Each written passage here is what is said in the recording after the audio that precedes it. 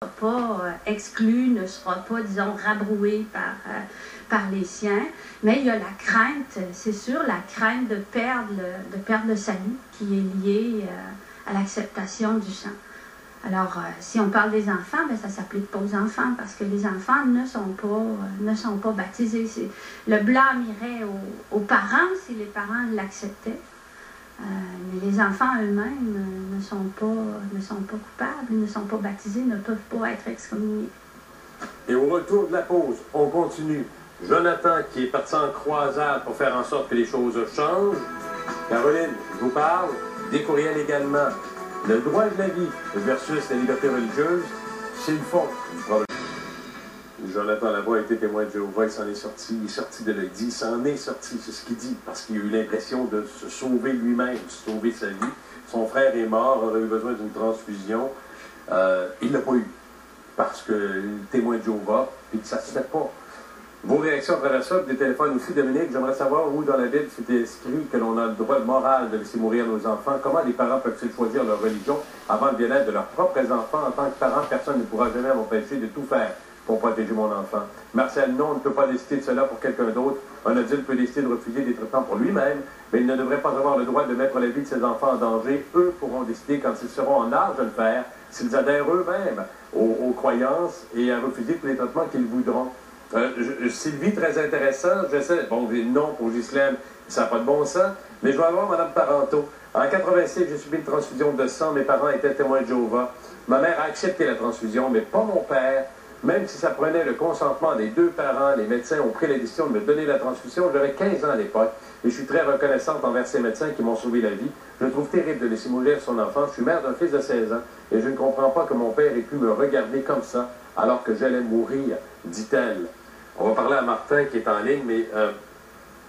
Le premier courriel, celui qui demande où est-ce que c'est écrit dans la Bible qu'on peut laisser mourir ses enfants, absolument nulle part. Entre autres, dans la Bible, par contre, dans la Bible, c'est bien inscrit que Dieu ne demande pas de martyrs. Et une des choses que les Israélites décriaient des autres peuples qui les entouraient beaucoup, c'était le sacrifice d'enfants. Alors, au contraire de ce que les témoins de Jéhovah disent et racontent souvent, la Bible décrit ça, c'est quelque chose qu'il ne faut pas faire. Êtes-vous un ennemi public numéro 1, vous, pour les témoins de Jéhovah? Au Québec, oui. Ils ne vous aiment pas partout, ça? Du tout. Ils ont essayé de vous faire taire? Oui. En fait, ils n'ont pas essayé, ils n'ont pas pris de moyens légaux encore pour le faire. Par contre, j'ai reçu des lettres de menaces, des courriels haineux. Vos parents, ils vous parlent encore? Non, du tout. Du tout. Mes parents ont arrêté de me parler le moment où je suis sorti de la maison. Ils m'ont reparlé, les seules choses qu'ils m'ont reparlé, c'est quand moi je suis parti puis je suis allé les voir. Ou quand j'ai eu de la mortalité dans ma famille, puis là, ils m'ont appelé pour m'avertir. Point la ligne. That's it. Parce que vous n'êtes plus un témoin, donc vous n'êtes plus rien. C'est ça. Pour eux autres, je n'existe plus. Allô, Martin? Oui, bonjour. Ben, je vous entends réagir en même temps. Vous faisiez partie de la discussion un peu. Réaction à tout ce qu'on dit là, Martin? Tout d'abord, je pense qu'on est un petit peu à côté de la carte. Parce que, quelque part, on vit au Québec en 2007. On est une société laïque. On a enlevé les crucifix des écoles. On n'enseigne même plus la religion des écoles. Moi, je pense qu'on est rendu au stade où il faut outrepasser les religions puis les fêtes, là. Puis, il y a des règlements, il y a des lois au Québec. On n'a pas le droit de vie ou de mort sur un enfant ou sur n'importe qui.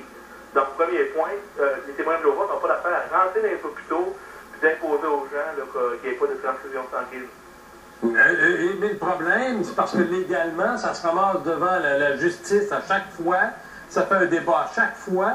Puis ce qu'on se fait raconter de l'organisation, c'est qu'ils sont sur le plan juridique extrêmement solides. Puis ils ont pas mal d'argent pour pousser la machine. Je pense qu'il faut virer la question à l'envers. Quelqu'un qui va empêcher une transfusion sanguine en partant de la négligence criminelle, et ces gens-là devraient être poursuivis.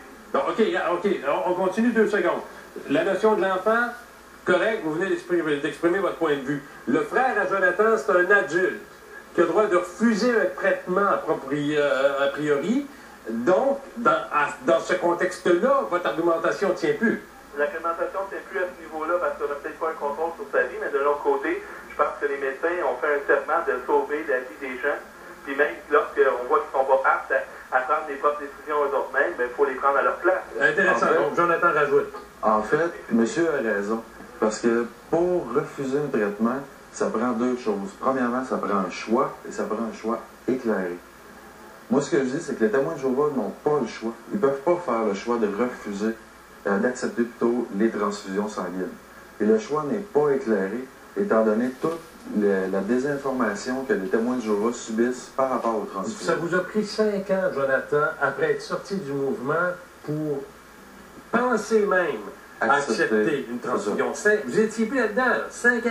Oui, 5 ans. Pourquoi? C'est le lavage de cerveau que j'ai subi. À force de me faire dire tout le temps que les transfusions sanguines donnent le cancer, donnent le sida, l'herpès, l'hépatite, etc. Les transfusions sanguines, pour moi, c'est quelque chose d'absolument dégueulasse. Même si j'avais plus toute la notion biblique pour refuser les transfusions sanguines, ça m'a pris un bon 5 ans. C'est quand j'ai vu quelqu'un se faire transfuser que je me suis rendu compte que j'avais mal au cœur en le voyant.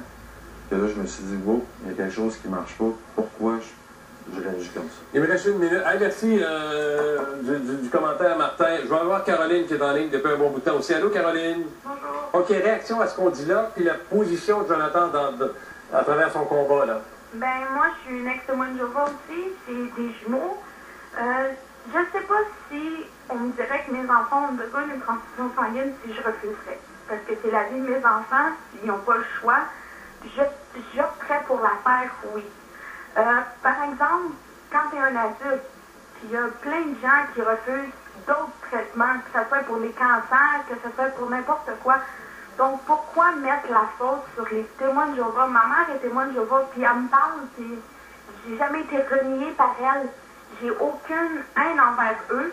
C'est sûr que oui, pour un enfant qui a à peine 3 mois de vie, c'est sûr que refuser une transfusion sanguine, ça serait difficile.